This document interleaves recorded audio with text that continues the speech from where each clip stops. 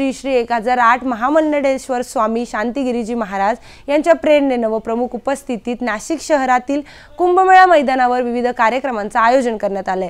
या सोहळ्यामध्ये जगद्गुरू जनार्दन स्वामी परंपरेनुसार 108 कुंडात्मक कार्यसिद्धी महायज्ञ सुरू करण्यात आलेला आहे।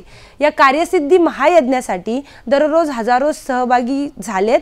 आज शेकडो ब्राह्मण वृद्धांच्या मंत्रघोषाने महामंडलेश्वर स्वामी शांतिगिरीजी महाराजांच्या उपस्थितीमध्ये आज पूर्ण अवंती सोहळाही संपन्न झालाय। काय आहे ही कार्यसिद्धी महायज्ञ परंपरा याबद्दल अधिक माहिती घेतली आहे आमचे महाराष्ट्र ब्युरो चीफ दीपक चव्हाण यांनी। पाहूयात।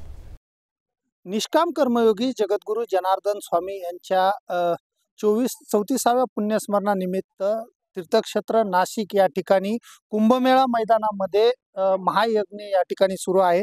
नेमकी यज्ञाची परंपरा काय आहे आपण जाणून घेणार आहोत। माझ्याबरोबर पुरोहित गुरुजी आहेत। गुरुजी काय सांगाल, काय नेमकी यज्ञाची परंपरा आहे? जगद्गुरू जनार्दन स्वामींचे हे जे पुण्यस्मरण आहे प्रतिवर्ष भव्य आणि दिव्य स्वरूपामध्ये साजरं केलं जातं, काय नेमकं सांगा? मी पंडित विलास शास्त्री कुलकर्णी गुरुजी श्री बाबाजींचा आश्रम में पुरोहित विभाग में बघतो। या ठिकाणी निष्काम कर्मयोगी शिवयोगी जगद्गुरू जनार्दन स्वामी मौनगिरीजी महाराज अर्थात बाबाजींचे उत्तराधिकारी अध्यात्म शिरोमणी महामंडलेश्वर स्वामी शांतिगिरी बाबांच्या कृपाशीर्वादाने व प्रेरणेने श्री बाबाजींचं महानिर्वाण होऊन या ठिकाणी 34 वर्ष आता पूर्ण होत आहे। दरवर्षी बाबाजींच्या पुण्यस्मरणाच्या पर्व काळावर पुण्यस्मरण सोहळा आयोजित केला जातो। या वर्षी बाबाजींच्या या पुण्यस्मरण सोहळ्याला जय श्रीराम निष्काम कर्मयोगी धर्म संस्कार सोहळा असं नाव देण्यात आलेलं आहे। या सोहळ्यामध्ये अनेक उपक्रम असतात, ज्याच्यामध्ये मुख्य उपक्रम जो आहे हा यज्ञ आहे की श्रीराम विजय भद्र 108 कुंडात्मक कार्यसिद्धी याग या ठिकाणी होत आहे।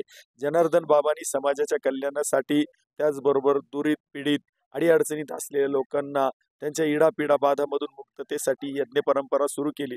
समाजामध्ये सर्व स्तरातील लोकांना त्या ठिकाणी त्यांचा उत्कर्ष झाला पाहिजे, त्यांचं चांगलं झालं पाहिजे। समाजाच्या कल्याणा संतांच्या विभूती, जगाच्या कल्याणा संतांच्या विभूती या उक्तीप्रमाणे बाबाजींनी कायम जगाच्या कल्याणासाठी समाजाच्या हितासाठी अनेक धार्मिक कार्यक्रम लोकांकडून करून घेतले।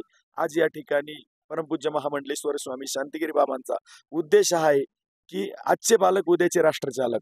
आज असलेल्या विद्यार्थ्यांवर बालकांवर अशा प्रकारे संस्कार झाला पाहिजे की ते भविष्यामध्ये राष्ट्राचे उत्तम राष्ट्रचालक होऊ शकले पाहिजे। सुसंस्कारित पिढी त्या ठिकाणी निर्माण झाली पाहिजे या हेतूने बाबाजींनी हा संस्कार समारोह आयोजित केला। त्याचबरोबर व्यसनमुक्त समाज निर्माण झाला पाहिजे। समाजामध्ये व्यसनामुळे अनेक कुटुंबाची दुर्दशा झाली, पण बाबाजींच्या आशीर्वादाने अनेक वर्षापासून चालत असलेलं हे व्यसनमुक्तीचं कार्य, या कार्यातून अनेक परिवार हे सुस्थितीत आले आणि घात अपघात अपमृत्यूपासून त्यांना बाबाजींनी त्या ठिकाणी वाचवले। विशेषतः श्रीराम भद्र यज्ञ आणि जय श्रीराम निष्काम कर्मयोगी धर्म संस्कार सोहळा करण्याचा उद्देश आहे की 22 जानेवारीला अयोध्येमध्ये प्रभू श्रीरामचंद्राचं भव्य दिव्य असं मंदिर निर्माण होत आहे। पण प्रभू रामचंद्रांनी त्यांच्या वनवास काळामध्ये सर्वात जास्त काळ या तपोवनामध्ये काढला आणि त्या कार्याला कुठंतरी बळ मिळालं पाहिजे, ताकद मिळाली पाहिजे, ह्या भूमीमध्ये सुद्धा काहीतरी झालं पाहिजे। म्हणून शांतिगिरी बाबांनी प्रत्येक गावातून 34 विहिरींचं पाणी आणि प्रत्येक घरातून एक कलश फिरून त्या कलशामध्ये एक कॉईन टाकून जमा करायला सांगितलं की हे सर्व अयोध्येला पोहोचवलं जाणार आहे। म्हणून अयोध्येमध्ये होणाऱ्या राम मंदिराच्या निर्माणासाठी योगदान असावं। आश्रमाच्या वतीने बाबाजी भक्तांच्या वतीने आर्थिक योगदान मोठ्या प्रमाणात केलं गेलं। सांगेल ती सेवा प्रभू रामचंद्रासाठी बाबाजी भक्त परिवार कायम करायला तयार आहे। पण हा दिव्य यज्ञ या ठिकाणी करून सगळ्या स्तरातील लोकांना, खास करून माता भगिनींसाठी इथे यज्ञाची विशेष संधी दिली आहे। निश्चितच गुरुजी, जसं आपण म्हटलात की यज्ञ हा जो आहे म्हणजे आत्ताचे बालक हे पुढचे राष्ट्रचालक आहे आणि राम मंदिराच्या उद्देशाने सुद्धा हे खूप मोठं महत्व आहे। रामांच्या पदस्पर्शाने पावन झालेली ही भूमी आहे। एकूणच किती कुंडात्मक हा यज्ञ आहे आणि या यज्ञामध्ये किती भाविक जे आहेत, किती यजमान यामध्ये सामील झालेले आहेत? 108 कुंडात्मक हा यज्ञ आहे। 4 दिवसाचं एक सत्र आणि 4 दिवसाचं 2 सत्र असं 8 दिवसामध्ये हा यज्ञ चालणार आहे। पहिल्या 4 दिवसासाठी 216 लक्ष्मीनारायण जोडपे या ठिकाणी निश्चित करण्यात आलेले, ते 4 दिवस यज्ञ पूजेला कायमस्वरूपी बसतात।